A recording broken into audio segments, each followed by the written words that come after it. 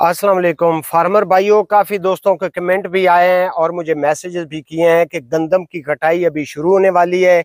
नई फसल जो है थोड़े वक्त के लिए कौन सी काश्त करें जिसमें हमें अच्छी खासी आमदनी मिल जाए, अच्छा खासा हम उससे अर्न कर सकें। तो मेरे भाइयों, मैंने बात करनी होती है अपने तजर्बे से। अभी गंदम की कटाई आप लोग शुरू करने वाले हैं। सिंध के इलाके में तो समझें कि 80% फार्मर ने गंदम जो है उसकी कटाई मुकम्मल कर ली है, लेकिन पंजाब के अंदर अभी 20% जो गंदम है वो कटी है, 80% बाकी है। फार्मर भाइयों, जो दोस्त चाहते हैं कि आप गंदम के बाद फिल्फ और जमीन को तैयार करके ऐसी फसल काश्त करें जो आपको अच्छा पैसा दे और अच्छी आमदन दे, तो मेरे भाइयों मैं आपको सजेस्ट करूंगा कि आप तिल की काश्त करें।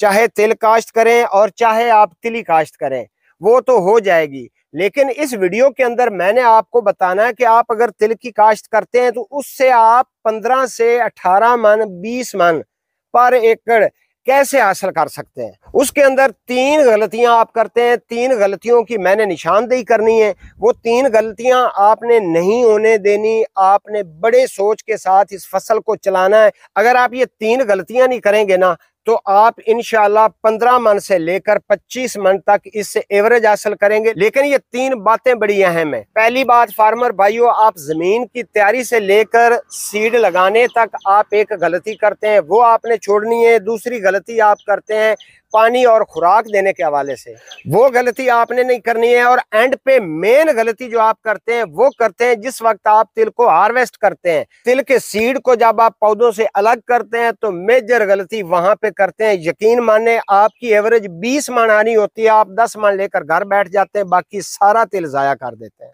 ये 3 बातें फार्मर भाइयों आप अपने पल्ले से बांध लें। इंशाल्लाह तिल की काश्त करके आप इन 3 बातों का ख्याल रखेंगे ना, तो अल्लाह के सिवा आपको कामयाब होने से कोई बंदा रोक नहीं सकता है, क्योंकि ये मेजर 3 बातें हैं, ये आपको कोई कोई बताएगा। हर एक फार्मर को ये चीजें नहीं बताता। मैं आपको वो बात बताने लगा हूं जो मैंने खुद तजर्बा किया है। मैंने पिछले साल सिर्फ पहली बार ये तिल काश्त किए थे, 2.5 से 3 एकड़ ये तकरीबन तिल थे जो मैंने काश्त किए थे।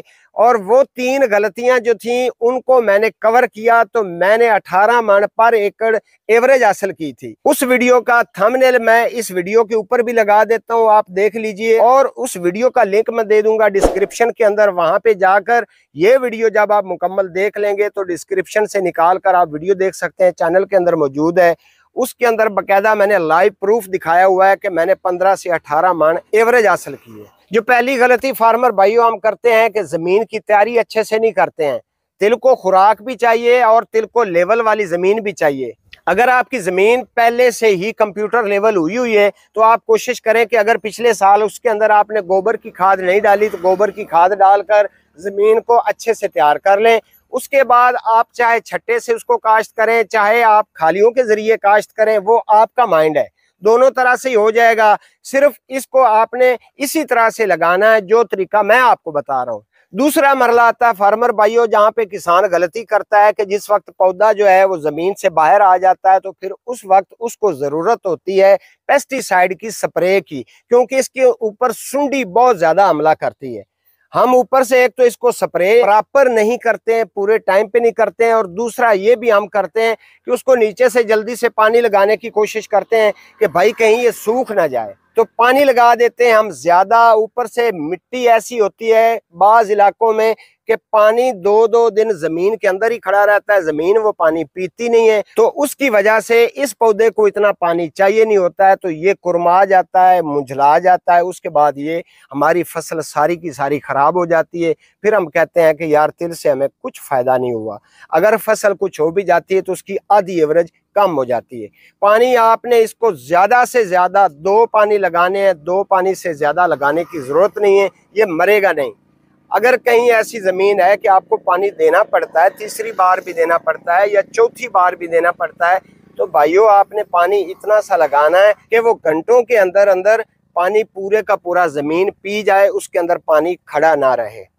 तो स्प्रे आपने हर 15 दिन के बाद करते रहना है। एमामेक्टिन का स्प्रे आप कर सकते हैं, थायोफेनेट मिथाइल का कर सकते हैं।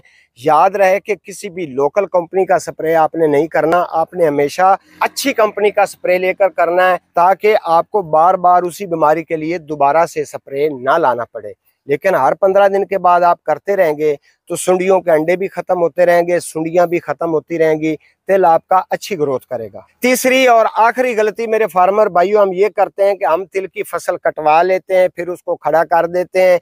खड़ा करने के बाद जब वो खुश्क हो जाती है फिर उसकी हम कुटाई छनाई शुरू करवा देते हैं, चाहे हम हार्वेस्टर के जरिए करवाएं, चाहे हम किसी थ्रेशर के जरिए कराते हैं या डंडों से कूट फाट कर बनाते हैं। लेकिन गलती यहीं पे करते हैं मेरे भाइयों। आपने मेरे तरीके पर अमल करना है। 3 बार आपने इन तिलों को दोबारा हार्वेस्ट करना है, दोबारा कुटाई छनाई करवानी है। एक बार से काम नहीं चलेगा। आपको याद होगा कि आपकी फसल तैयार होती है, जब आप कूट रहे होते हैं पेड़ बैठ जाता है, तो उस वक्त आपके इर्द गिर्द ऐसे व्यापारी घूमना शुरू कर देते हैं कि सर जी छड़ियां बेचनियां ने तो दसो सानू। वो छड़ियां नहीं होती हैं, उनके अंदर आधा तिल आपका होता है जो वो लेकर जा रहे होते हैं और आप लोगों को पता ही नहीं है। चूना तो फार्मर को हर बंदा ही लगा रहा है, यकीन माने मैंने देखा है। खादों वाले हैं वो भी चूना लगा रहे हैं, इसके अलावा पेस्टिसाइड वाले वो भी अपने तरीके से अपने पैसे निकाल लेते हैं। बेचारा जिमीदार जिस वक्त फसल पकती है उस वक्त भी इसको कोई माफ नहीं करता है। तो बहरहाल आपने 3 बार इसको हार्वेस्ट करना है। आखिरी बार आपने थ्रेशर के अंदर डालना है। जो थ्रेशर गंदम को हार्वेस्ट करती है ना, आखिरी बार आपने उसके अंदर डालना है। तीनों बार देखेंगे, एक बार पहली बार मिसाल के तौर पर आपको आ जाती है 10 से 12 मन एवरेज, दूसरी बार आप करेंगे आपको 8 से 9 मन फिर निकल आनी है, तीसरी बार करेंगे 4 से 5 मन फिर निकल आएंगे। ये आखिर तक पैसा देता है। ये सारे तिल आप इकट्ठे कीजिएगा, फिर आप एवरेज देखिएगा कि आपकी एवरेज कितनी आई है। ये तरीका आपने आजमाना है और मुझे आपने बताना है।